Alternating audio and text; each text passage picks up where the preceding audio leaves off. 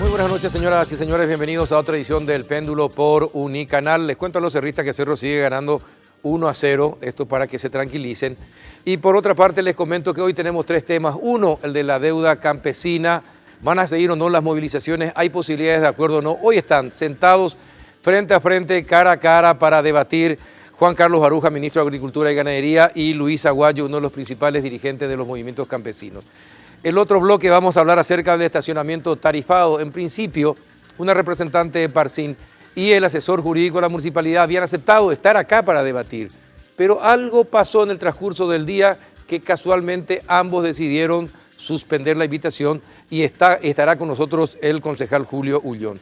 Y el último bloque va a estar con nosotros el ministro de la Senat, porque realmente el narcotráfico se está apoderando de este país y hay que ver qué se puede hacer para evitar que ocurra lo mismo que en México, que Paraguay no se mexicanice. Esto y mucho más después de la pausa.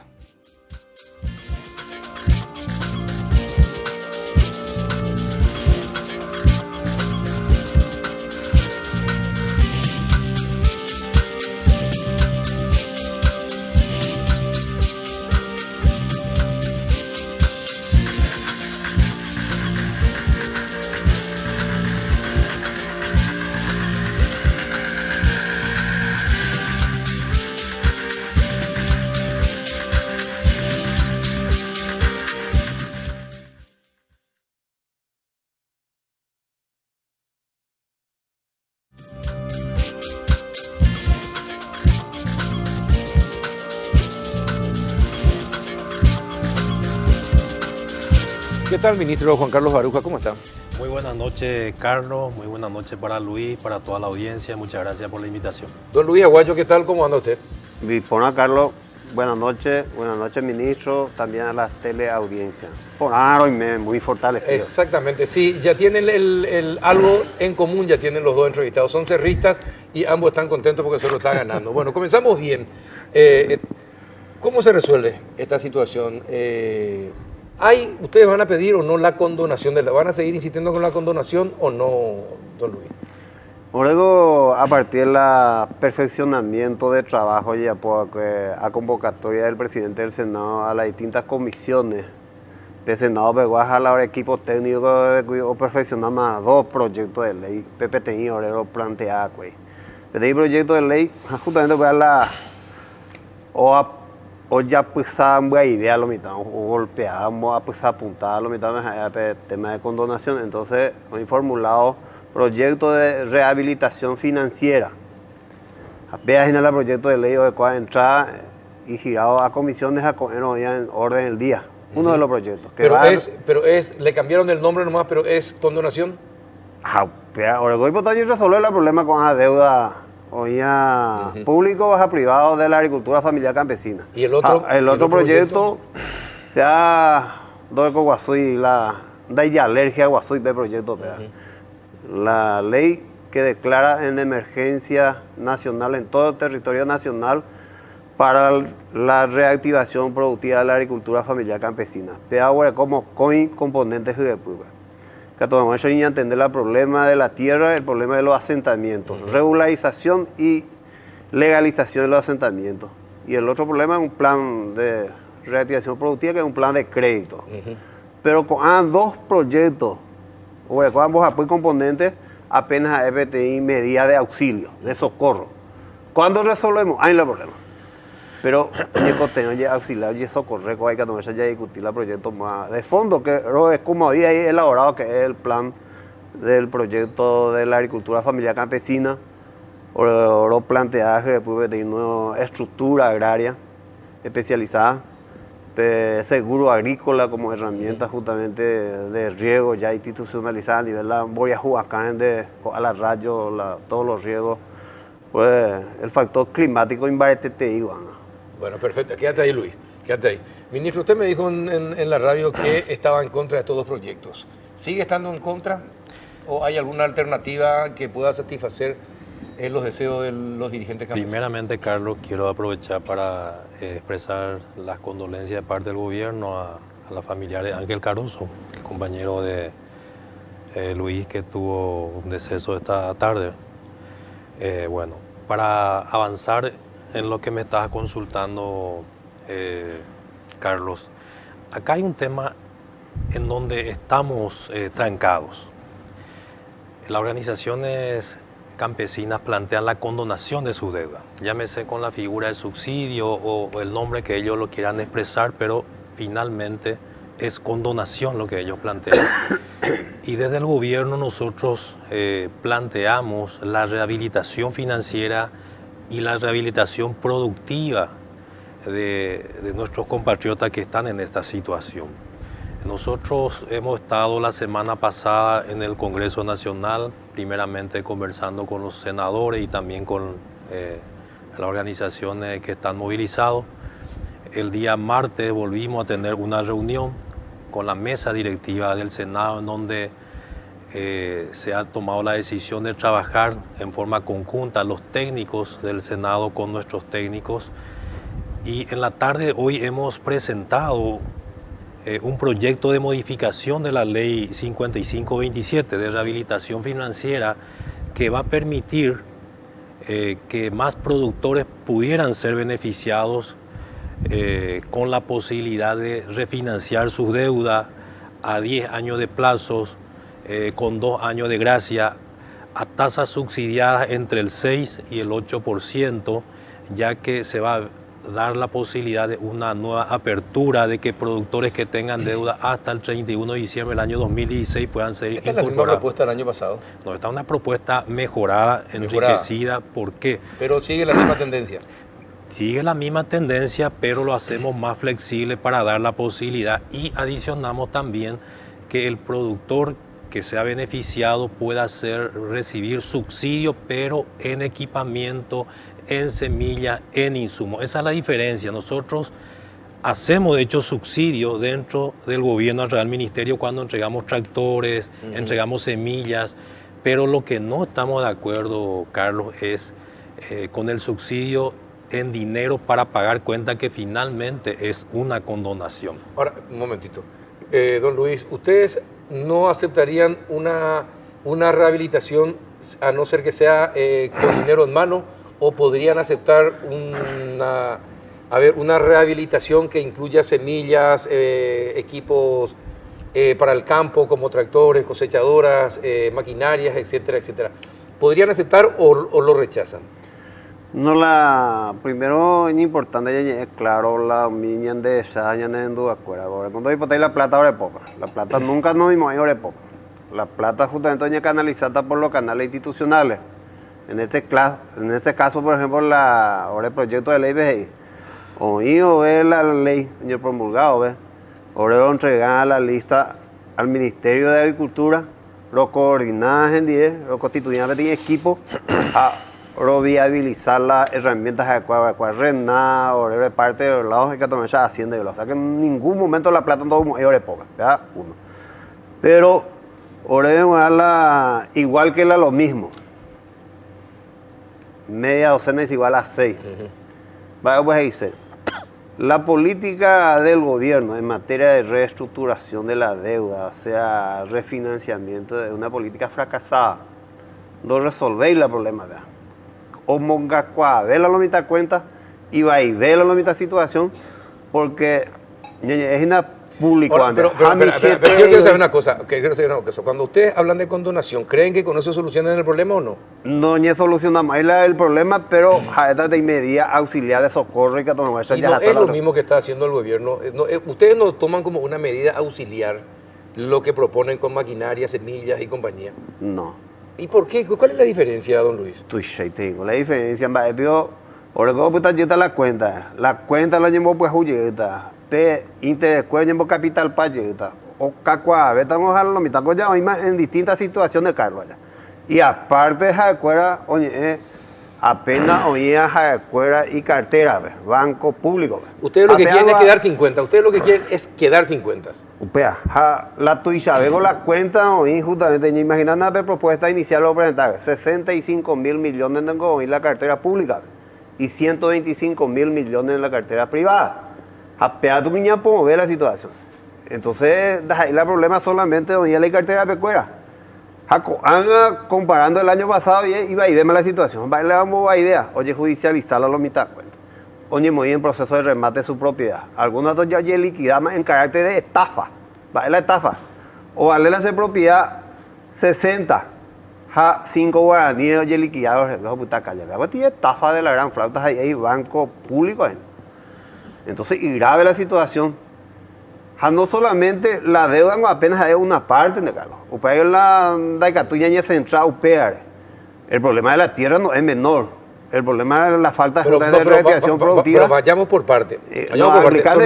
Solucionando los problemas, porque la condonación es lo que el gobierno no acepta. Y ustedes quieren la condonación, por lo que está diciendo que...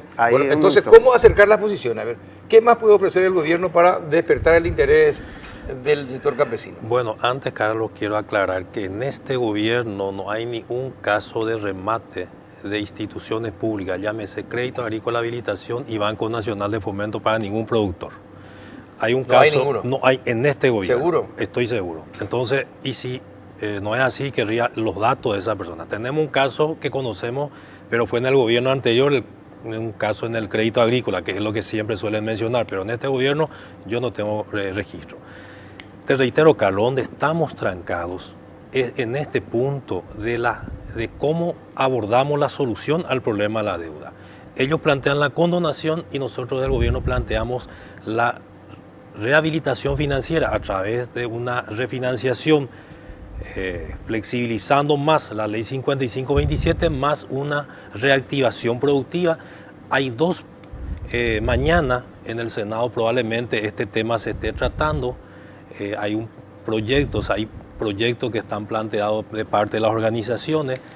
Nosotros hemos hecho mesa de entrada en la tarde de hoy y la información que tenemos que mañana en el Senado se va a estar tratando este punto. Probablemente se van a constituir en comisión y posteriormente... Van a aprobar el subsidio. ¿Qué va a hacer el gobierno si se aprueba el subsidio? Bueno, de aprobarse el subsidio, ¿qué va a hacer el gobierno? Bueno, esa es la información preliminar que nosotros tenemos, es que ellos tienen los números para tener la aprobación. Posteriormente pasa a diputados. Y bueno, vamos a ir evaluando cómo va caminando esa situación.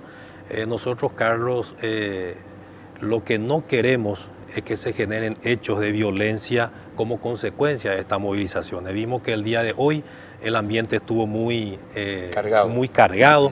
Yo aprovecho también, Carlos, para felicitar la labor de la Policía Nacional, que hace prácticamente 18 días están haciendo una gran gestión buscando proteger a la gente que se está manifestando, también proteger a terceras personas, a la sociedad para que pueda circular. No es una tarea fácil.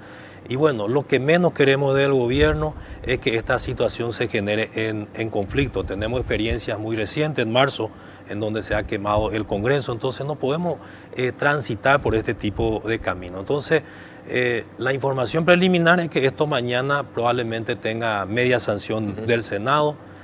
Nosotros justamente hemos buscado persuadir a los senadores de que esta no es la mejor solución, ni para los productores, ni para los casi 7 millones de paraguayos. ¿Van a tener los votos para rechazar? Bueno, eso todavía no te podría decir porque las cosas a veces son cambiantes, uno no puede saber hoy estimar cómo estaría. Nosotros creíamos también que en senadores esto no iba a tener andamiaje, puesto que si hacemos una hipótesis, Carlos, de que esto se aprobase, de que sea finalmente ley, la condonación por 34 millones de dólares, estaríamos abriendo la canilla para condonar todo tipo de deuda. Estamos hace pocos días escuchando rumores que hay 40.000 funcionarios públicos que quiere que el Banco Nacional de Fomento... Total, sí, Carlos Núñez hizo la propuesta. Correcto, que para mí, yo personalmente y no estoy de acuerdo. ¿Por qué? Si de aprobarse esta condonación, ¿por qué no también entonces condonar posteriormente si el Banco Nacional de Fomento adquiere por 100 millones de dólares la deuda de estos funcionarios públicos? ¿Cuál va a ser el argumento para rechazar la condonación de las deudas de ellos y posteriormente la deuda de todos los ciudadanos si todos somos iguales? Entonces, por eso es que el gobierno está planteando un proyecto serio y responsable que sea beneficioso para los productores y para toda la sociedad paraguaya. Este es un proyecto razonable que puede ser llevado adelante, no así el caso de la condonación. Esa es la posición que tenemos del gobierno ahora. Luis. Bueno, veamos justamente la ñandembo atrasar la Yarecope tiene un concepto demasiado negativo a un sector.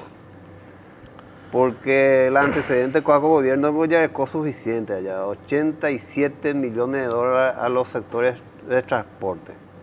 Pero bueno, y pues la CAO no la llevo de pala, 15 mil millones a Azucarera y Turbe, más de 12 millones de dólares al sector sojero. Me anda y pues el escándalo, porque van a campesinos, pues, el origen del campesino y el rol estratégico del campesino, pues somos a la oprimada. Correcto, Luis, pero ¿cuántas veces ya pidieron condonación de deudas? Y bueno, en 1999 me llamó con la de condonación allá. Pero ahí la condonación o seguí o coja o seguí o fracasar justamente en la política agraria, de Yarecoite y política de Estado allá, es un problema estructural. Pero yandé coanga ya con medidas de auxilio, medidas de socorro, allá discutimos la cuestión de fondo. ¿Y por qué no discuten la cuestión de fondo y aceptan la rehabilitación y la refinanciación? Porque de lo contrario es cierto lo que dice el ministro. Todos los sectores van a sentirse con derecho de decir, si le condonan a los campesinos, condenen a los docentes, los funcionarios públicos, los funcionarios del sector privado, todos. La Asociación de Empleados de Unicanal también va a solicitar la condonación de su deuda. Es una exageración, pero se presta, no dejan de tener razón en ese sentido. Ustedes pensaron, analizaron las consecuencias de esa situación, don Luis. Pero profundamente. ¿Y no creen que pase eso? No, no hay cochene, estoy con la oreja, tú inde. La Estado paraguayo vengo, oye, ya oye, perdepa. Oye, mira, oye, liquidar la propiedad. Ciudad va a ser más caro el Estado. Pero están hablando de refinanciación a 10 años. Bueno, a 10 años de plazo con 2 años de gracia. Y Carlos, antes para aclarar un poco, porque siempre yo estoy escuchando que plantean que el gobierno ha entregado 80 y pico millones de dólares para transporte y 15 mil millones de Azucarera y Turbe. El tema del transporte ha sido subsidio para la adquisición de unidades de transporte para la gente. Nosotros, en el gobierno nacional, a través del ministerio, hacemos subsidio en equipamiento. Hemos entregado este año más de 34 tractores con sembradoras, cosechadoras, entregamos maquinarias menores, entregamos animales preñadas que cumplen con todos los requisitos para tener una buena producción, entregamos invernaderos, entregamos sistemas de riego post-artesiano. Nosotros estamos haciendo subsidio, pero en equipamiento, en insumo, en implemento, no así el tipo de subsidio que ellos plantean, que es dinero para pagar una cuenta que finalmente es condonación. Esa es la discusión de fondo en donde, te reitero, Carlos, y la audiencia, estamos trancados y nosotros decimos del gobierno no es una buena solución, ni para los productores, ni para los 7 millones de paraguayos que habitamos, que finalmente tendríamos que pagar. Y estaríamos abriendo la posibilidad que todos también solicitemos lo mismo. Todos vamos a tener el derecho de pedir la condonación de nuestras deudas. Los maestros, como vos estás diciendo. Entonces, esto no es viable. Esto es lo que nosotros queremos que la ciudadanía entienda. Y el gobierno estamos sentando una posición, Carlos. Nosotros sabemos que mañana las probabilidades que tenemos a que este proyecto que hemos presentado, lo más probable es que no corra. Pero queremos que la ciudadanía tome conocimiento de la postura seria y responsable el gobierno que va a está rechazar, va a vetar si es que eso yo no te podría definir en este momento. Lo que yo te puedo decir es que los senadores oficialistas y ojalá otros senadores más acompañen la posición que nosotros estamos presentando de avanzar hacia el refinanciamiento en condiciones tan ventajosas de 10 años de plazo con 2 años de gracia con tasas subsidiadas que están menores entre el 6 y el 8%, cuando en el resto del mercado está por encima del 30%. Esa es la propuesta y queremos que la ciudadanía sepa que esa va a ser la propuesta seria y responsable del gobierno para con la gente.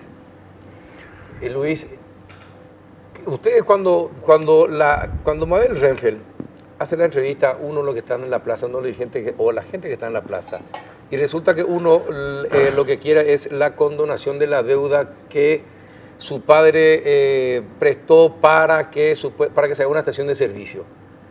Y otros que dicen, no, es para pagar una moto, otros para cuestiones de consumo. ¿Cómo se entiende eso? ¿Cómo ustedes le van a explicar a la gente que realmente es para la producción y no es para el consumo? Sencillo, pues, hago los documentos respaldatorios y entre la ¿Y por qué no lo presentan? proyecto de ley y de que la deuda oye ya puede producir o sea que en el ámbito agropecuario, porque el modelo de la agricultura familiar es modelo agropecuario. O motivo y la deuda de la moto de Jeguaja, de mencionado y no es cierto la hora que ustedes dos corremos ahí. O sea, ya referirse de justamente la propuesta del gobierno, lo rechazar en forma rotunda justamente porque ahora es una PAPT y medida dilatoria. O sea, que hace un bopucú, un mojonizán la lucha, hablando de lo gramo, ahí a la gobierno, la hora del sector. ¿Por qué? Por eso considera PAPT migaja. Pero considera PAPT chantaje, ¿verdad? ¿Por qué chantaje? ¿Por Chantaje. qué migaja? A ver. A migaja porque la política prebendaria, la política clientelar, no resolvéis la problema. O destruir no solamente la ña de memoria jugué, sino destruir justamente los valores morales. ¿Usted cree que es prebendaria la propuesta del gobierno? Categórico, prebendario, clientelar, justamente lo sostener con el análisis a tu roque que te venden más porque hoy que tiene adelantamiento de la campaña electoral, todos los recursos del Estado, como tantos municipios, gobernaciones, a central y oriental, pues ahora que ya reforzamos la campaña, principalmente del oficialismo. Ahora, y dice, acá la gente dice, ¿y por qué reciben plata entonces de los dirigentes? Si ustedes están en contra del prebendarismo, ¿por qué reciben plata de los dirigentes liberales y del Frente Guazú? No, yo recibí plata. Pero y se sabe que se fueron a colaborar públicamente, se dijo Luis. Bueno, la solidaridad en todo Jairo lado. Hoy mío, el sector oficialista, y la aporte solidario no hay ningún problema. Y en ese aspecto, pero cuando voy a entregar Luis Aguayo, nada me con voy a entregar bienvenido. Siempre lo caracteriza la gente del pueblo la solidaridad. No de conocer, lo rechazamos. Cuando viene el gobierno de prebendarismo y cuando viene otro sector es entonces solidaridad. No, pues prebendarismo estamos hablando de una política que quiere resolver un problema de fondo, un problema de la crisis. Por eso es prebenda. El prebendarismo es justamente de que no quiere resolver la problema. Nada me metí por ejemplo, la política del gobierno.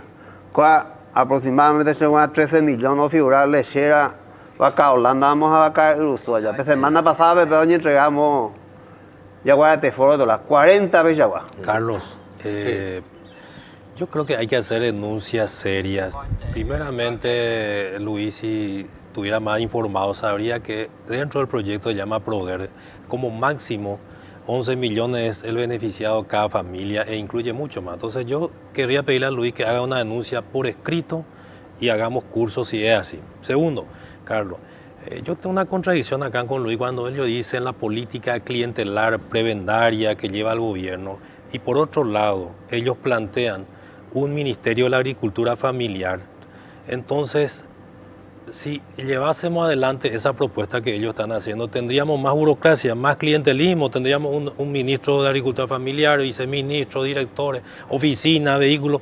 Entonces, yo creo que la cosa no camina, no transita por ahí.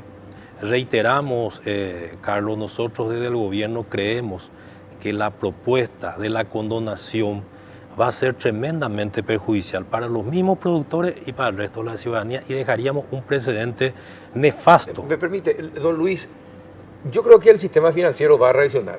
Si hay una condonación, ¿qué va a pasar con los próximos créditos? ¿O ya el Estado es el que debe, a través del Banco Nacional y el Crédito Agrícola, es el que debe darle todos los créditos a ese sector que está buscando la condonación? ¿Qué va a pasar en ese caso? Upeixa Arango va Carlos, ojalá justamente la andayajá y la usura. Porque la usura justamente en dos joyeteos vive con la realidad de la agricultura familiar con su proceso de producción.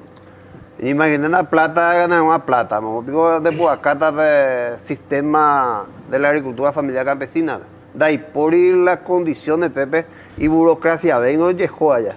Jala número mismo goñe allá. Vais a pipí la boguete y lo mitad de la Banco Nacional de Fomentos de Crédito Agrícola. Vais a la gran mayoría joven porque hay facilidad de usura. Lastimosamente yo joder la hora de compatriota. Pero en el caso de que la banca pública, la ley y de que o habilita a nuevos créditos, la llanera de pisado, subsidiado, eso es la caso. En ese aspecto contempla la ley. Cuando Japeyocoy. Se, oré, por ejemplo, ni sostener de que Daikatumoay, oré, lo vacilar la deposición, lo tan seguro, confiado a la hora de propuesta, que es una propuesta viable, una herramienta importante para el país, no solamente para el campesino. Ahora, yo recuerdo a Lula da Silva en el Brasil con su programa de Hambre Cero. Ellos subsidiaban maquinarias, subsidiaban las semillas, subsidiaban a los productores, no la condonación de ninguna deuda. Y hacían todo un sistema para la venta posterior de lo que producía el compra campo en pública. Brasil. Tanto es así que durante 4 o 5 años Brasil no podía vender maquinarias a Paraguay o al exterior. ¿Por qué? Porque el gobierno absorbía toda la producción de maquinarias del Brasil. Pero no con donación, sí mucha asistencia y subsidio en maquinarias y en semillas. Ustedes definitivamente ese sistema no quieren aceptar. No, el asunto ya recurrió a una historia de países más adelantados. Por ejemplo, Estados Unidos y varios países de Europa han subsidiado la producción, hasta inclusive la comercialización, hasta el mercado de la producción, porque considera una inversión importante. Porque estamos hablando, en un sector cualquiera, sino en un sector estratégico, y porque es campesino. Porque el sector campesino, la agricultura familiar campesina Angola, o producía el alimento para la población. Imaginan, con todo el abandono, con toda la crisis, con todos los atropellos, los asados, la campo, el 75% de la mesa de la familia paraguaya. ¿Hace cuánto que marchan, Luis? ¿23, 24 años? Ah, un viene. 24 años. Nunca un gobierno le dio asistencia. La asistencia total, así como ustedes, como una política de Estado, ¿no? No. Habla ya de política de Estado. Bueno, perfecto. Habla ya de discutida. Bueno, hay política de gobierno y política electoral de las campañas de los presidenciales. A 2 años tantearle el programa de gobierno, a 3 años ya quema campaña en verdad. Espérate en círculo vicioso, a peña 6 años. Y ya con condiciones a Carlos, ministro de la audiencia, suficientes recursos estratégicos. Y me dejan la por ahí te ya energía más grande. Población joven, que significa energía que puede producir riqueza. Ya con condiciones ya reactivadas, ya están productivamente, ahora, Luis, económicamente, han generado fuentes de trabajo allá. Genial. Ministro, por último, ¿quiere agregar algo cortito? Sí, el gobierno tiene política de Estado destinada al pequeño productor. Lo que sí quería señalar brevemente, Carlos, ya sé que nuestro tiempo está culminando, es instarle a las organizaciones a que no lleguemos a hechos de violencia. Eso es lo que nos preocupa, reitero, Carlos, desde el gobierno. El día de hoy fue una situación muy difícil y vemos que hay sectores o actores políticos que ya tienen experiencia en actitudes belicosas, en quemar el Congreso, que están muy vinculados con ellos. Y eso es lo que tenemos miedo, Carlos, y ojalá no lleguemos a eso. Ya hacemos un llamado a organizaciones campesinas y ojalá esto prontamente se pueda levantar, ellos puedan retornar a sus lugares de trabajo y nos sentemos en la mesa a seguir trabajando y dialogando. Muchas gracias, Carlos. Gracias, ministro. Don Luis, espero que no haya violencia. Eso, por sobre todas las cosas. Ya la violencia de no dejar pasar a la gente para llegar a su puesto de trabajo ya es un hecho de violencia. La gente tolera, pero que no se pase de eso, por favor. No, yo categórica la línea de la coordinadora es la violencia. Lastimosamente la violencia viene del gobierno, nada más. Ángel Cardoso pues, es el compañero, la primera víctima de la lucha de la coordinadora y la primer mártir por falta de la sensibilidad del ser humano del gobierno de Horacio Cartes. No recuerda ninguna sensibilidad del ser humano. Pero Cartes Pico tiene la culpa de la helada que se vino. No podés tampoco. La política. Pero él fallece de neumonía. ¿Sabes qué, don Luis? Yo entiendo que vos tenés que tener un discurso, pero tenemos que también ser racionales. No le puede culpar a Carte de que por una cuestión de neumonía fallezca una persona, porque ya es también el comino, es por defender la Carte que no me interesa tampoco defenderle al presidente, ¿verdad? Pero ¿quién es responsable por entonces? Último, Los campesinos entonces. Acá la gente me preguntan, ¿quién se queda en las chacras mientras tanto cuando ustedes están acá? ¿Cómo es? Y bueno, Cortito, agricultura cortito. familiar campesina y familia, no, pues ya tuve caina. Pero cuando anda y poila con cueve ya pueda de luto o yucat totalmente o liquidar todas las producciones, pela, guazú, de todos los rubros, por lo tanto, la agricultura familiar campesina hoy de luto, jamás que nunca la fortaleza de nuestro proyecto de la Ley de Emergencia Nacional para la Reactivación y de la Rehabilitación Financiera es la herramienta para buscar justamente un alivio a la Último, situación. Carlos, Sí, nosotros, ojalá encuentren una solución. Nosotros ojalá que mañana el voto sea nominal para que la ciudadanía el día de mañana sepa quiénes son los que han votado en una línea que no nos arrepintamos en un futuro muy cercano de abrir una canilla que no podamos nunca cerrar. Gracias, ministro, por tu tiempo. Don Luis, muchas gracias por asistir. Ahora es ahí que los parlamentarios tengan una conciencia humana y una posición política de aprobar nuestro proyecto. Muchas gracias. Vamos a la pausa.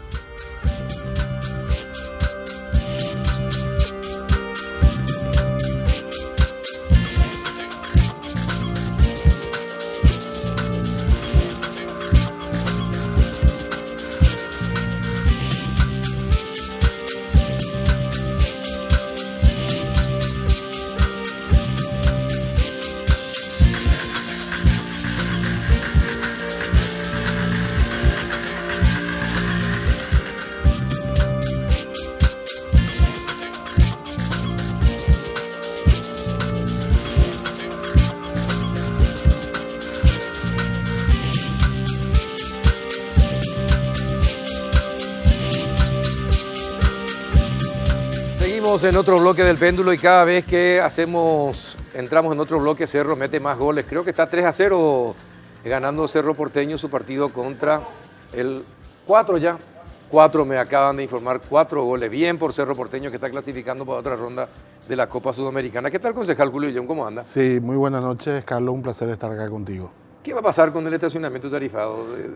¿Usted qué decidió hoy la Junta Municipal?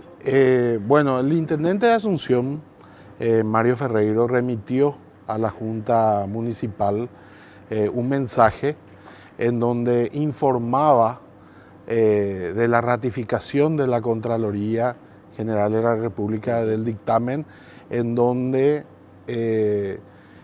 sugería la rescisión del contrato. Nosotros, como Junta Municipal, hemos tomado... Pero les dijo algo al respecto, No. solamente eso decía la nota. Solamente eso decía la nota. Era para informar sobre esa situación. Entonces, en función a eso, nosotros hemos tomado nota del informe por el cual se ratificaba la Contraloría y hemos devuelto a la Intendencia de Asunción La comunicación. la comunicación, la el resolución, mensaje para que la Intendencia defina las acciones a tomar a partir de ahora. sí. Hablaba hoy yo con Dani Centurión, Sí. y me decía el concejal Centurión que Mario Ferreiro está haciendo la de Pilatos en este tema y está buscando involucrarle a usted en la responsabilidad que es suya de decidir rescindir o no el contrato. ¿Usted comparte esa opinión? Sí, de hecho nosotros, cualquier decisión que tome Mario Ferreiro, él tiene que remitir a la Junta Municipal y la Junta Municipal tiene que homologar o rechazar, Sí. ¿verdad? Acá puede suceder varias... Algunas situaciones. situaciones, ¿verdad? Por un lado puede haber una rescisión unilateral, que es lo que la Contraloría está sugiriendo, una rescisión unilateral en donde la municipalidad rescinde unilateralmente y Parcín no está sujeto a ningún tipo de indemnización. Eso es lo que dice, Sí, eso es lo que dice ese informe de la resolución Contraloría. de la Contraloría, sí. Después, por otro lado, puede suceder también que se realice una rescisión de mutuo acuerdo, en donde se hace una conciliación de todos De cuentas. de cuentas y se decida rescindir de mutuo acuerdo, ¿verdad? La otra posibilidad es que el intendente Mario Ferreiro diga, no, a mí no me interesa este dictamen y continúe. Se ratifica en la aprobación. Se ratifica en la continuidad del contrato de concesión con Parsin.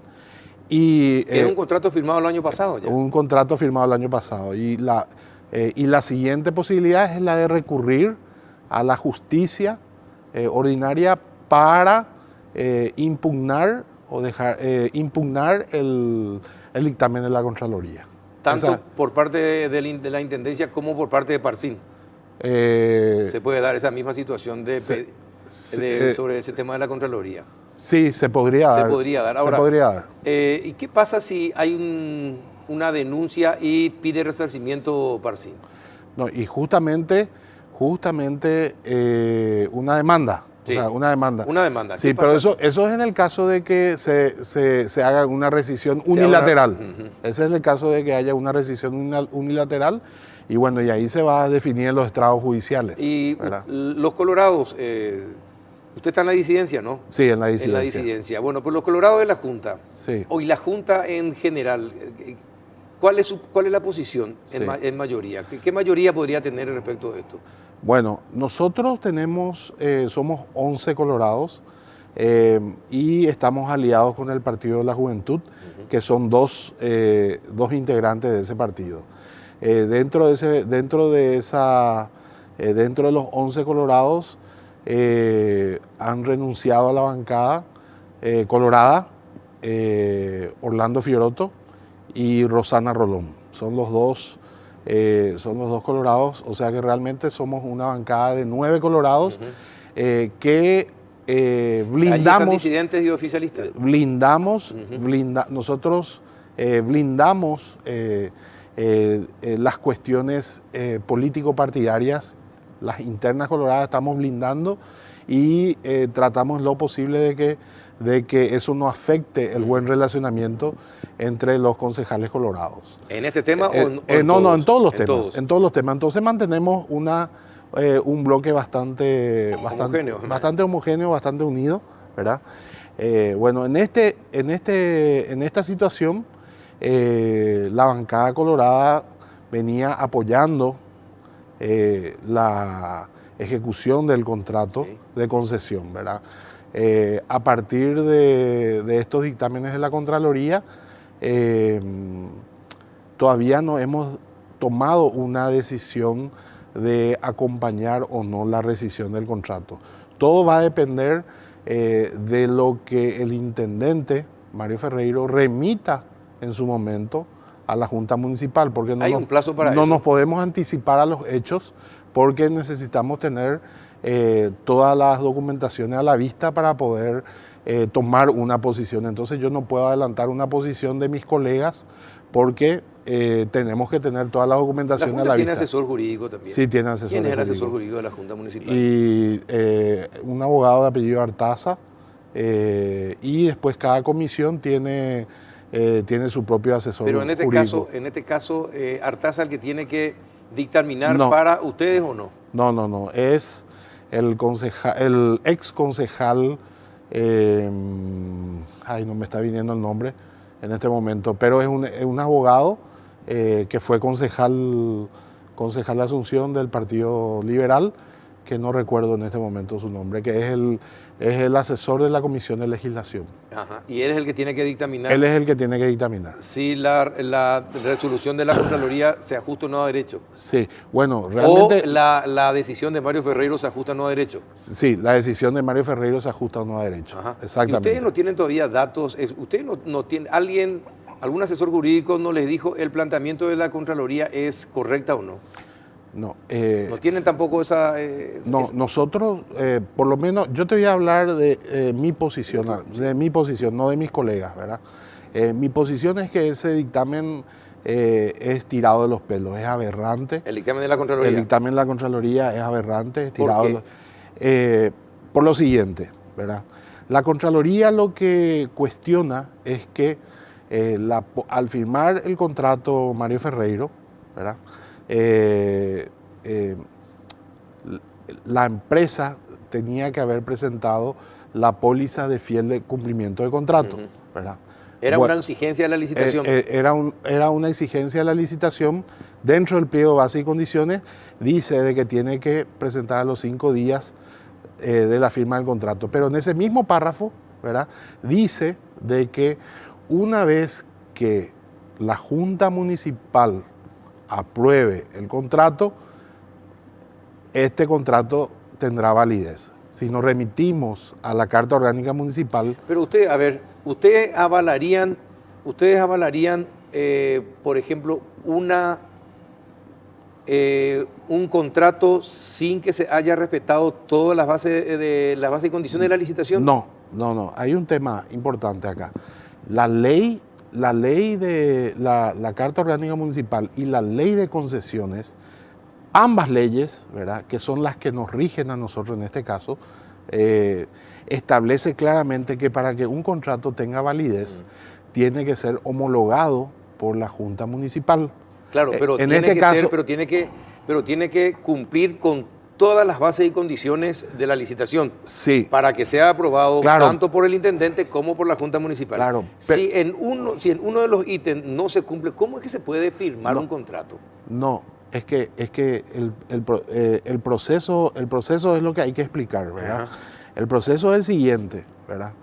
El intendente Mario Ferreiro firma el contrato y remite a la Junta Municipal para su homologación, ¿verdad? Y una vez que la Junta... revisó, en la Intendencia nadie revisó que faltaba un ítem de las bases y condiciones. No, es que no faltaba nada. No faltaba nada. Porque en el pliego establece de que cuando la Junta Municipal aprueba recién el contrato tiene validez. Ajá. Y una vez que tiene validez jurídica, ¿verdad?, allí se le notifica a la empresa para presentar la póliza. Recién ahí presenta la póliza. Y la interpretación de la Contraloría, ¿verdad?, que cercena nuestras facultades como Junta Municipal, porque nosotros tenemos que aprobar el contrato para que tenga validez, y eso está tanto en la Constitución Nacional, en la Carta Orgánica Municipal y en la Ley de Concesiones.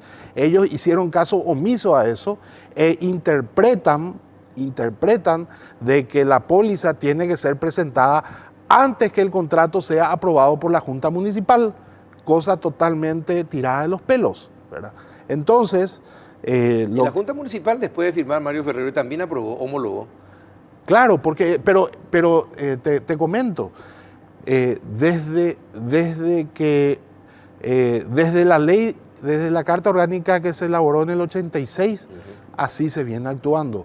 Todos los precedentes dentro de los exámenes especiales que ha realizado la Contraloría en los más de 100 municipios de todo el país, ¿verdad?, siempre se ha respetado la facultad de la Junta Municipal de aprobar los contratos, y luego de aprobar los contratos recién comienza la ejecución de cada contrato con la presentación de las pólizas de fiel cumplimiento, ¿verdad? O sea, ellos han tirado por la borda todos los precedentes que han existido desde la creación de la Contraloría en 1992, ¿verdad?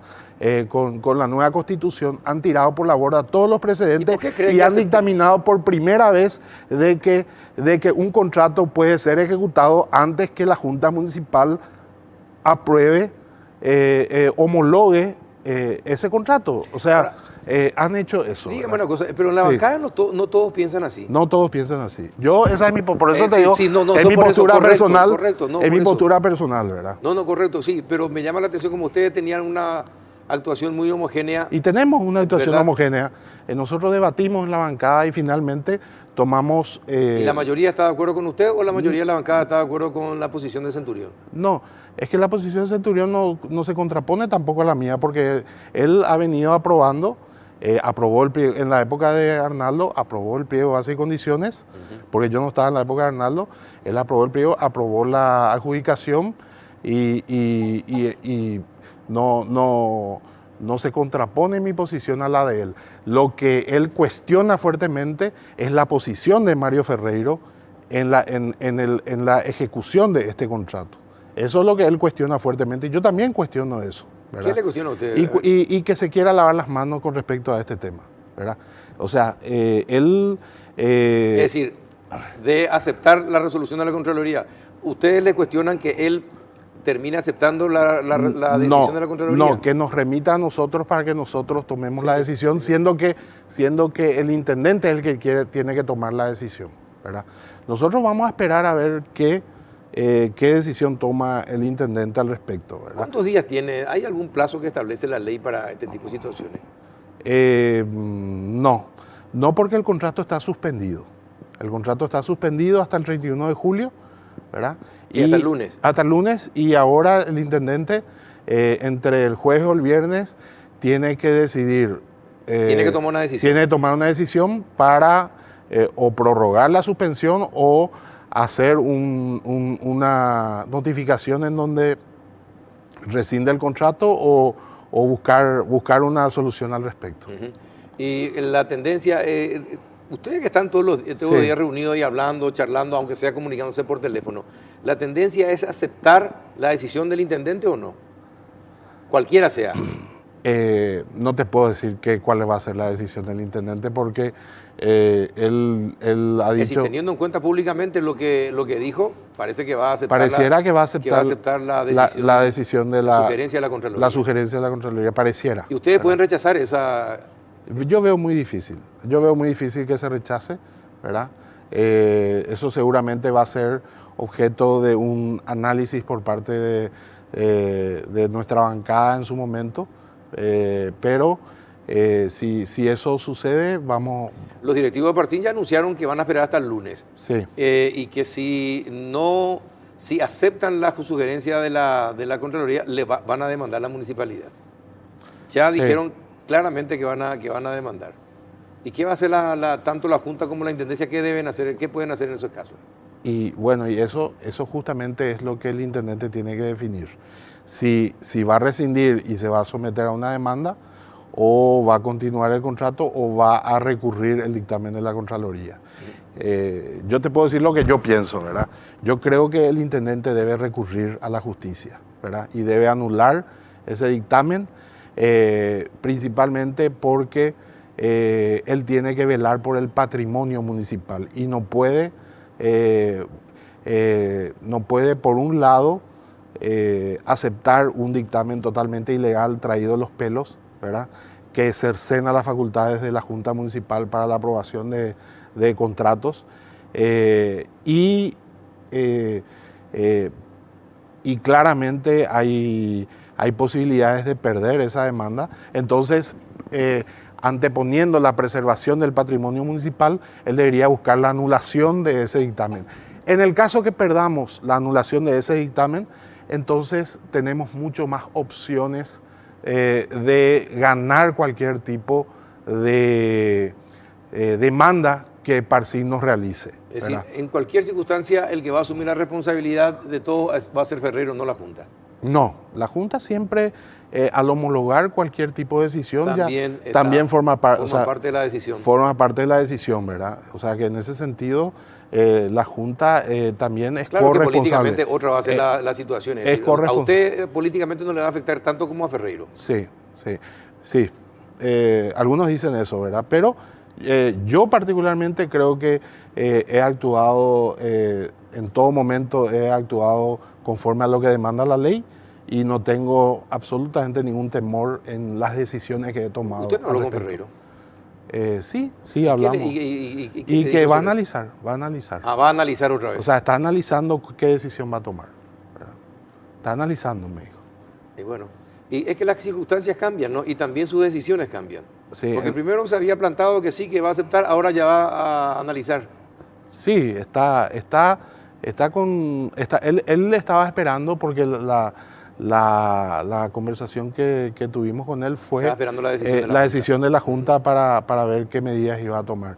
Nosotros, yo si soy intendente de Asunción, iría a la justicia porque en ambos casos salgo ganancioso. Si la justicia anula el contrato anula el dictamen de la Contraloría, el contrato sigue vigente y se lo pone en ejecución.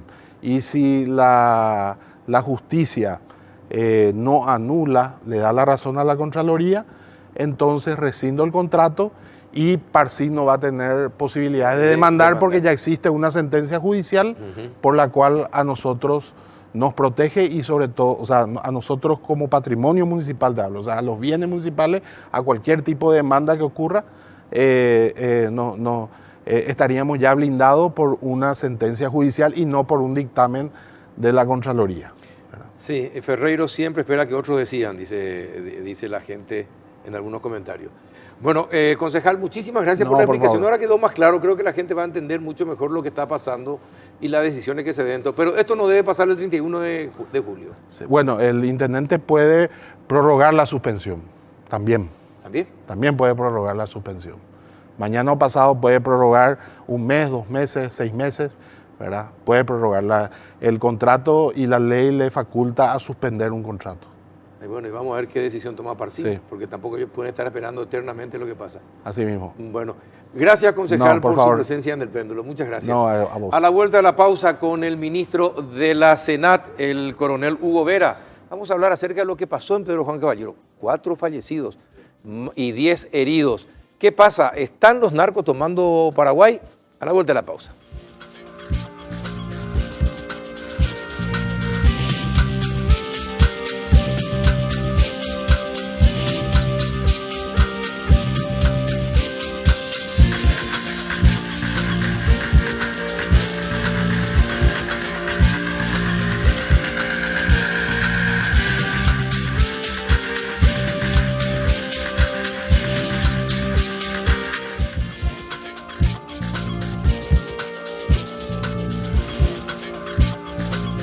¿Qué tal? Buenas noches, coronel Hugo Vera. ¿Cómo anda? Buenas noches.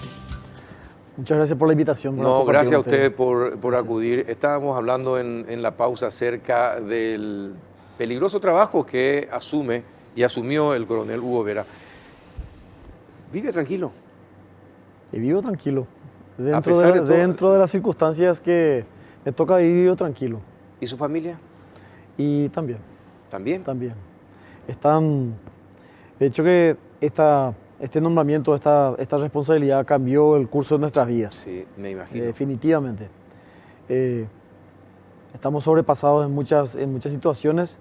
Tenemos que tomar medidas de seguridad. Mi familia, todo mi entorno inmediato y también en el lugar del trabajo, también eso son medidas de seguridad que hay que adoptar. Entonces es el régimen de vida. Pero con la vorágine de las actividades uno se va adecuando, se va acostumbrando. Ahora, coronel, en los últimos años se dio un salto importante del narcotráfico dentro del país. Así mismo. Antes, hace 10 años atrás, era solamente la zona norte, San Pedro, Capitambado, compañía. Hoy es todo el país. Entra droga por Ñembucú, entra droga por Encarnación, entra droga por el Ciudad del Este, siempre por Capitambado y Pedro Juan, Canindeyú. ¿Cómo se lucha ante esto y qué significa que el espacio del narcotráfico se haya ampliado en Paraguay? Bueno, podríamos decir que estas situaciones que usted mencionó del tráfico de drogas hacia el sur, hacia la Argentina, se lo está combatiendo ahora frontalmente.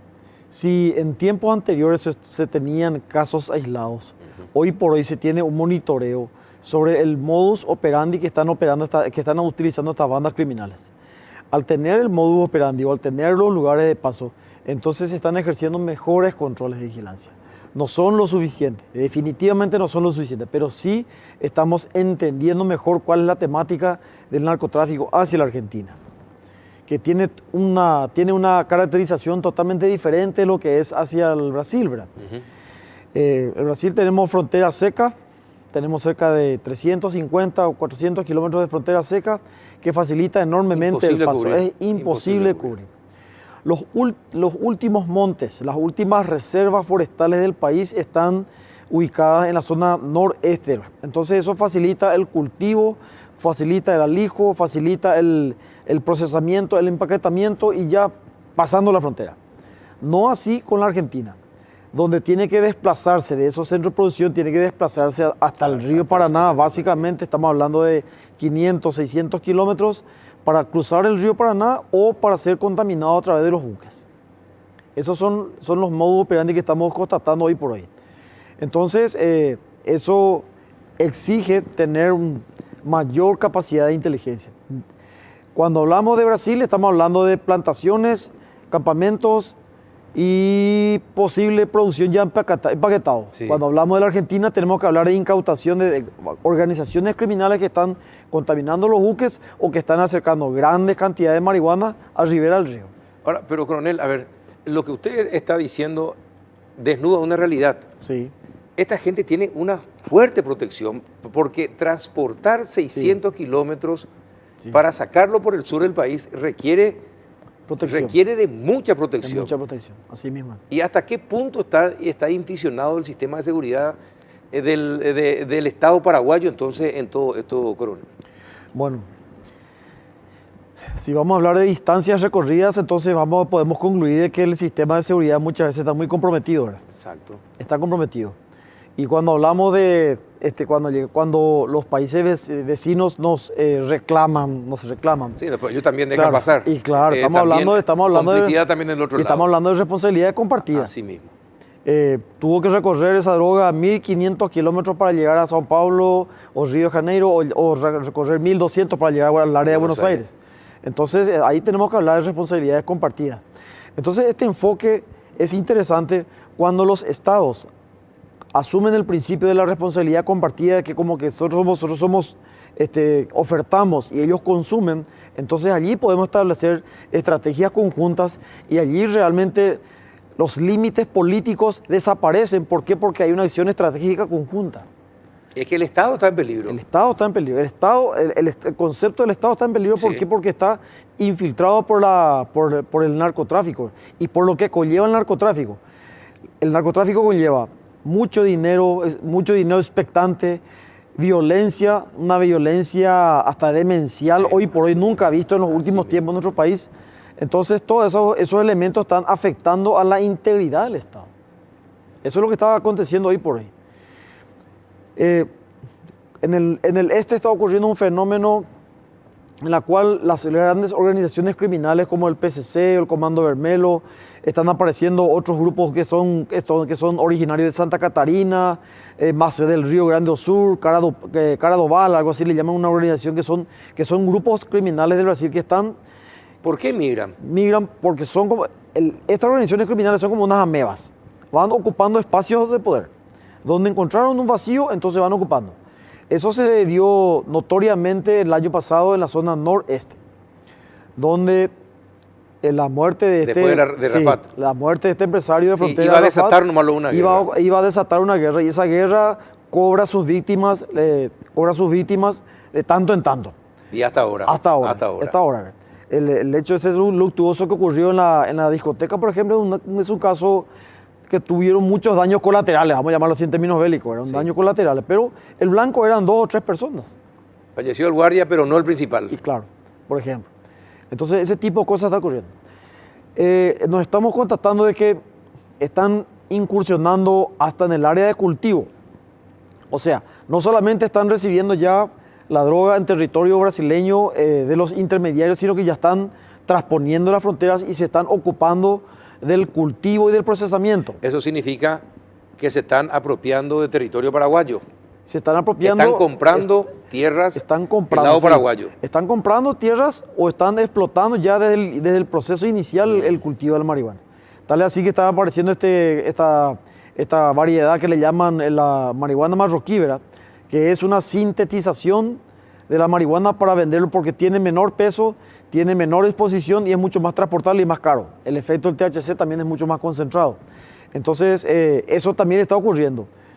Es inusitado. Ahora, coronel, antes de que prosiga, Sí. este tema de la compra de las propiedades, si ustedes ya constataron esta situación Sí. que ocurre en Amambay y en Capitambado, donde la mayor parte de las tierras que están en la frontera, seca encima, Sí. está en poder de brasileros, Sí. ¿verdad?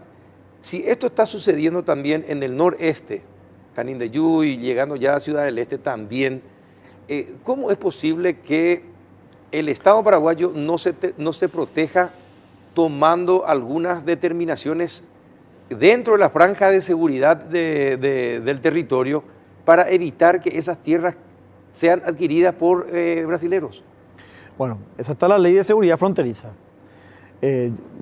Los estamentos que deberían de controlar la implementación o la vigencia o el respeto de esa ley de seguridad fronteriza son otros órganos, ¿verdad? ¿Quiénes son los que deben controlar? Tenemos el Ministerio de Defensa, por ejemplo, ese que hizo el trabajo de la determinación de los 50 kilómetros. 50 kilómetros, sí. Ahí están encontrando un proceso bastante pesado y burocrático, porque se ha constatado, por ejemplo, muchas veces que no encuentran los verdaderos propietarios. O las tierras están alquiladas o están tercerizadas, entonces al verdadero propietario original no se los conoce. Ni el propio locatario no conoce el dueño original de las tierras. Hay un fenómeno, pero terrible, en la difusión de la... Y esa difusión en cuanto a los propietarios es una cosa bien pensada. Perfecto, sí. Es una cosa bien pensada. Sí, no, tiene razón, coronel, pero el Estado pues tiene que protegerse. Sí, sí. ¿Verdad? Tiene que protegerse. Entonces, ¿cómo es posible? No importa quién sea el propietario, la cuestión es que el Estado tiene que tener las prerrogativas para que descubierta una propiedad donde se está produciendo marihuana, sea el que alquila, sea el dueño, sea quien sea, se tiene que apropiar el Estado de esa tierra. Justamente en el Poder Legislativo existen unas iniciativas demasiado importantes que el diputado Evero Velar, siendo presidente de la Comisión de Diputados, él le denomina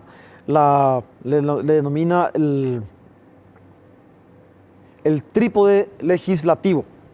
El trípode legislativo son 3 proyectos de leyes demasiado importantes que van a colaborar en la lucha contra el narcotráfico, que es la modificación y actualización de la ley 1340, que es la que rige para operaciones contra el narcotráfico, la creación de la Cenavico, que es la Secretaría Nacional de Bienes Decomisados, y el proyecto de ley de extensión de dominio. Ampliar los 50 kilómetros. No, el proyecto de ley de extensión de dominio es una suspensión de los derechos consagrados de la propiedad. Genial. Entonces, ¿Y dónde está ese proyecto? Esos proyectos están en estudio en la Cámara de Diputados. ¿Están en estudio? Sí. El proyecto Cenavico ya pasó a senadores. El proyecto del 1340, hay una comisión especial compuesta por el Poder Legislativo, por representantes del Poder Judicial, del Ministerio Público, de la Secretaría Antidroga, de todas las instituciones que están abocadas y que están afectadas por la ley 1340 que están tratando de actualizar. ¿Cuál es la situación? La dinámica del narcotráfico exige que tengamos técnicas más estilizadas en la investigación, o que utilicemos nuevas figuras en la investigación criminal. Entonces, para estar acorde con el sistema de legislación de los países limítrofes, nos exige tener una ley actualizada. Y eso se está haciendo con la 1340, que ya data del año 81. Te pido un favor, coronel, contarle a la prensa, filtrar los datos, y nosotros le vamos a apretar a los parlamentarios para que rápidamente sancionen. Estas son leyes importantísimas porque, o si no, corremos el riesgo de tener un Estado narco. Así mismo. Si el Estado tiene estas leyes vigentes y tiene la oportunidad de aplicar la ley de extensión de dominio, de suspender los derechos individuales sobre esas propiedades, entonces va a ser como ocurre en el Brasil. Claro. Que nadie va a arriesgar, ni por omisión ni por comisión va a arriesgar a que sus reservas forestales estén expuestas a plantaciones de cultivo de marihuana. ¿Hace cuánto se elaboró ese proyecto? Y está desde hace 2 años. ¿Hace 2 años? Extensión de dominio. Es un trabajo que se está trabajando. ¿Y usted no le investiga a los parlamentarios? Pero le digo en serio, aunque parezca una broma, ¿usted no le investiga a los parlamentarios por qué tanta demora? Porque esto ¿a quién favorece? ¿La demora a quién favorece? Favorece al narcotráfico. Favorece al narcotráfico. Y entonces, eso es lo que pasa. ¿Tiene que haber algún nexo, alguna conexión para que se posponga, no se estudie, no se apruebe? Bueno, esas son decisiones políticas. Eso no me corresponde a mí, como yo soy un órgano de aplicación de la ley. Sí, nosotros manifestamos en los estamentos que corresponden y los estamentos que conducen la política antidroga de estar preocupados, y estamos preocupados de que se implementen estas legislaciones. Estas legislaciones son demasiado importantes para nosotros. La extinción de dominio y la de Cenavico. Fíjese que el proyecto de ley de Cenavico prevé la creación de la Secretaría Nacional de Bienes Decomisados, en la cual el producto de la subasta de esos bienes decomisados, el 50% está destinado para un interés social, cual es el tratamiento de adictos. Porque ningún presupuesto tiene capacidad para tratar una enfermedad crónica tan cara como es la de la adicción. Entonces tiene un contenido social demasiado importante.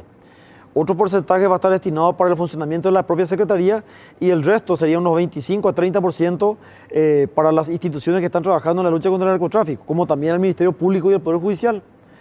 Tal vez esa ha sido mi preocupación de que para evitar una desmotivación de las instituciones encargadas de la aplicación de la ley, que se le den unos presupuestos, se le den unos porcentajes respetables de manera que nosotros también podamos acompañar nuestro proceso de equipamiento.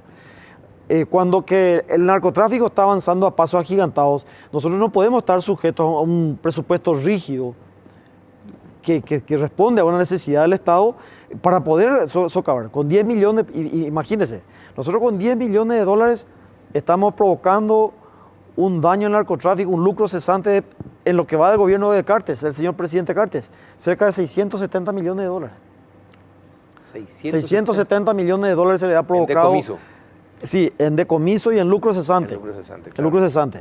Entonces, esa es una cifra significativa, demasiado importante en estos 3 años y 11 meses de gestión con el mismo presupuesto. Nosotros este año... 10 millones de dólares. Sí, 10 millones. ¿Es el presupuesto de la Senat? presupuesto de la Senat. Es un chiste. Nosotros este año hemos ya sobrepasado lo que se ha destruido en plantaciones y en marihuana, en lo que fue el semestre pasado. Nosotros este primeros 6 meses ya duplicamos el año pasado. Sí. Y sí. Cocaína tenemos cerca de 8 toneladas en la gestión del señor presidente Cartes. Entonces esos son datos significativos. Yo lo vería... ¿Cuánto es esas 10 toneladas? ¿Qué porcentaje del total de lo que circula por el país sería 10 toneladas?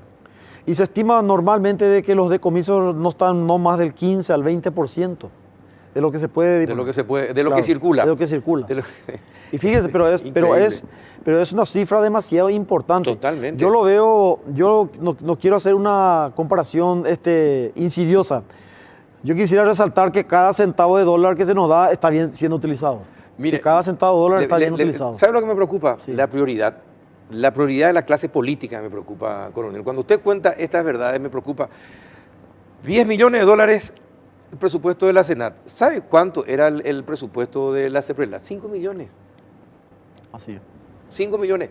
Este es un país que hasta ahora no tiene radares para detectar los aviones que van volando y que recuerdo, no tiene control de su espacio aéreo, Paraguay, en este momento. Esas son las prioridades de la clase política. Yo sé que usted está impedido de hacer comentarios de esto, a lo mejor no le quiero meter en ningún problema, pero le voy a contar una anécdota que estoy seguro que usted va a saber. Cuando se hizo el ejercicio de la Armada en el Chaco, un ejercicio en el Chaco, llevaron esos radares móviles, los radares móviles al Chaco. Sí. Mientras estuvieron haciendo los ejercicios en el Chaco, ni una libélula, una luciérnaga, volaba por el Chaco. El día que se apagó el interruptor, Sí. que terminaron los ejercicios, el día que se apagaron los interruptores de esos equipos, me dijo un militar, en una hora parecía Navidad. La cantidad eso quiere decir, por eso le digo, la complicidad de los organismos de seguridad también es muy fuerte. Es muy y es fuerte. difícil combatir tanta plata Sí. si la gente encima tiene bajo presupuesto, no gana bien. Bueno, yo le voy a hacer, el señor presidente Carter en su gobierno, en esta última parte del gobierno, hay avanzados estudios a cargo de la Dirección Nacional de Aeronáutica Civil para adquirir un radar primario. No teniendo ellos la necesidad para complementar el equipamiento orgánico que ya tienen las Fuerzas Armadas. Las Fuerzas Armadas tienen ambiciosos proyectos de dotar de radares primarios, radares tácticos, para cubrir todo el espacio aéreo. Esos proyectos ambiciosos están siendo complementados por la Dirección Nacional de Aeronáutica Civil, la DINAC, que está en un avanzado proyecto de adquirir un radar primario. Cuando que ellos, por la naturaleza de la función, que tienen que controlar la seguridad del tráfico aéreo, solamente necesitan radares secundarios. Sí. Pero ellos están queriendo dotar unos equipos de mejores capacidades para poder complementar los recursos de las Fuerzas Armadas y tener un control adecuado del espacio aéreo. Yo estoy muy ¿Y de qué depende esperanzado. que eso Eso está en resulte? proyecto, señor. ¿Está en proyecto? Eso no va más de fin de año. Por fin tendríamos radares. Y vamos a tener primarios. unos radares primarios que van a cubrir todo el espacio terrestre y vamos a tener mejores condiciones. Y eso va a cambiar la dinámica de control, porque al tener los radares, al tener un control del espacio aéreo y podamos determinar la trazabilidad de los vuelos no identificados, los vuelos ilegales, entonces todos los organismos de control que están en tierra tienen que reaccionar. Exacto. Ahora, eso significa también mejor equipamiento. Hay que tener casas Sí, que por rápidamente supuesto. se posicionen en, La en- Fuerza en Armada. esos lugares, la Fuerza Armada. Sí, sí. Hay que sacar una ley como la que tiene Brasil, de que aquel avión que no se identifica pueda ser derribado Puede en el ser espacio aéreo paraguayo. derivado o puede ser detectado. Sí. Detectado. Las Fuerzas Armadas tienen un plan ya, tienen un plan de equipa, los medios de los Tucanos son unos aviones apropiados para este tipo, conforme a las dimensiones geográficas de nuestro país, tienen la capacidad para hacer ese tipo de trabajo.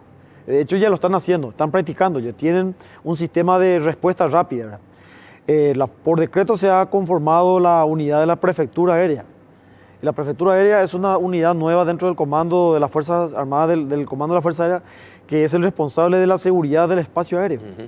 Específicamente va a hacer ese trabajo. Entonces, eso va a formar un concepto muy interesante, que es el concepto de empleo interagencial, donde todos los organismos que estamos abocados a la seguridad, ya sea seguridad del terreno, seguridad de antidrogas, todo eso, vamos a estar en un centro comando unificado para poder tener rápida respuesta. Exacto. Ese es el plan más ambicioso del gobierno para poder Y claro, tener un control. Ahora, estos van a tener que ya capacitarse en otros países para venir a ser una fuerza élite.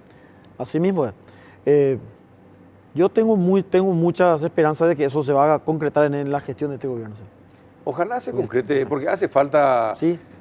coronel. Sí, tenemos. Hace falta, porque si no, lo único que vamos a hacer siempre es, vamos a ir haciendo estadísticas del decomiso de cada gobierno, Sí, sí. que no soluciona el problema de fondo, No soluciona. ¿verdad? O Sirve por lo menos una problemática, porque acá Sí. tenemos que hacer una discriminación. El problema del delito internacional de la cocaína es otra problemática, Exacto. es otro sistema. El problema aquí nuestro, de la producción y abastecimiento regional de la marihuana, es otra situación. otra Es situación, otra situación. totalmente. Entonces, ¿qué pasa? Nos exige desdoblar nuestros esfuerzos, desdoblar nuestras capacidades para enfrentar las dos situaciones, en forma paralela. Y no estamos mal, porque en este gobierno, por ejemplo, 38 avionetas ya han sido decomisadas. ¿Qué significa eso? De que ¿Qué se hace con esas avionetas? esas ¿Poder de avionetas quién están en depósito en la Fuerza Aérea, están en depósito en la aviación naval y en los depósitos de la DINAG, que están bajo mandato judicial. No menos importante, si hablamos del lucro cesante de 38 avionetas multiplicado por $250,000 cada una, estamos provocando un daño muy fuerte a la logística de la Fuerza Aérea. Le pregunto, la cocaína, Sí. ¿se puede elaborar ya en Paraguay? ¿Se está elaborando ya en Paraguay? No, aquí lo que se hace es el proceso de aumento de volumen. Sí, se trae Sí, la sí, cocaína se trae- de Bolivia, se trae la de pasta base, Colombia. se trae la pasta base de y acá Perú y se agranda. se cocina Se cocina. cocina y se va agrandando los volúmenes para tener mayor índice de productividad, porque todo es negocio. Eso sí se Y puede. ya hay hacer. laboratorios acá. Sí, hay. Hemos ¿Cuántos en el contratado. Chaco han contratado? Nosotros el año, en este gobierno se han identificado 17. En el Chaco el año pasado hemos identificado 2. La Senat en mi gestión hicimos 2. ¿Y han sido destruidos, desmantelados? Sí, desmantelados. 19 en total. Sí, hemos encontrado laboratorios en Ciudad del Este, en Salto del Guairá y en Pedro Juan Caballero. ¿En las ciudades? En la ciudad y en las áreas circundantes, en las estancias. ¿En las estancias? En las estancias. En las estancias. Y la Senat y en la lucha antidroga, ¿hay colaboración norteamericana? Porque yo recuerdo que en una época la embajada Sí, prestaba sus radares que identificaban los cultivos de marihuana con un color diferente, sí, sí. sus satélites en Sí, realidad. ¿Siguen teniendo ese tipo de Sí. ayuda? Yo creo que el éxito de la Secretaría Antidroga en cuanto a volúmenes de decomiso está sustentada en el trabajo integrado que tenemos, primeramente con los elementos de la Fuerza Aérea, con los elementos de las Fuerzas Armadas, pues nos proporcionan medios en aeronaves, helicópteros, tropas. La Policía Nacional también está teniendo estamos teniendo un trabajo integrado muy importante hoy por hoy. La colaboración del Ministerio Público y del Poder Judicial. Esos son los pilares en la actuación de la Senat. Eso está complementado con la colaboración interagencial que tenemos con la Policía Federal del Brasil, con la DEA. Hoy por hoy tenemos convenios después de 8 años, convenios con la Argentina. Se han retomado las conversaciones sobre seguridad fronteriza.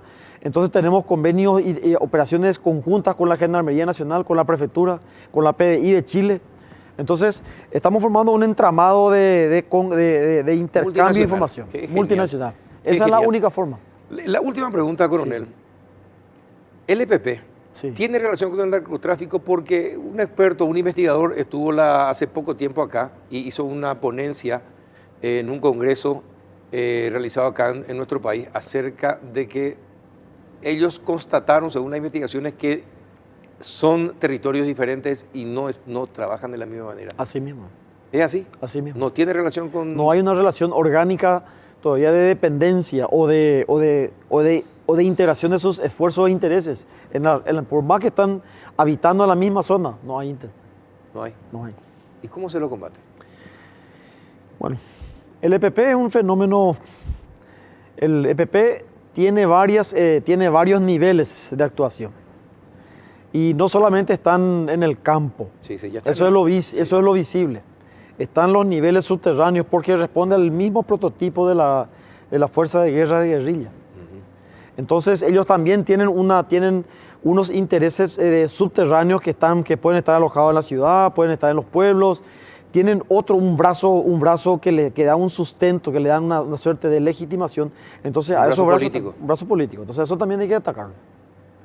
Parece de película todo lo que nos contó, coronel. Así es, señor. No, sí, muchísimas gracias por haber venido, haber compartido este espacio, habernos contado esta realidad.